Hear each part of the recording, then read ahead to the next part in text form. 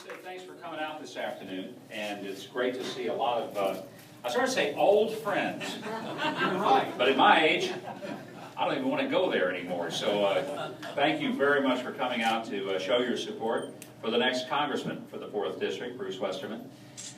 Bruce is, like me, native of this district, born in the 4th District. As most of you know, most of my life was spent in the 4th District. Born and raised in Hope, Arkansas, educated in Arkadelphia. Lived in Pine Bluff for 6 years, and lived here 10 years in Texarkana. Even after I went to Little Rock and was in the governor's mansion, we owned property. The only place we owned any was in the 4th District over on Lake Reese. And so it's always been a personal interest to me who's a congressman here. But now it's not just a local interest, it's a national interest. I mean, look, here's the simple fact. A vote for Bruce Westerman is not just a vote for common sense government. He'll give you that.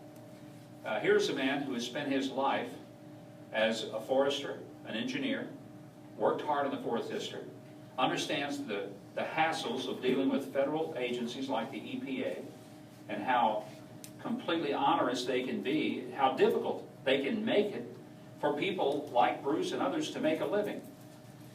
But there's another big issue here. If Bruce Westerman isn't the 4th District congressman, then the person who goes becomes a vote for Nancy Pelosi to be the speaker. Does anybody like that idea? Well, I don't either. And I can't imagine anybody in America thinking that that is a good idea at all. Bruce has shown himself to be an effective legislator. I wish I would have had the opportunity to have served during my tenure as governor with Bruce. He came in after I left. I think he waited till the coast was clear before he ran. I wish I could have served with you. I wish I could have been there with you. I just would like to have been there with more than 11 Republicans when I first went in. When these guys had the majority, I said, you got to be kidding me. I wouldn't know what that was like.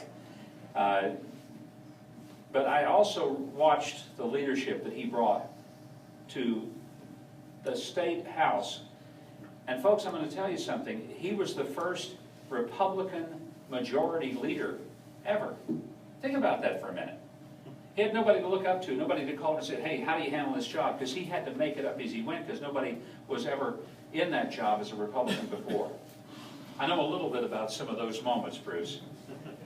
But he served admirably.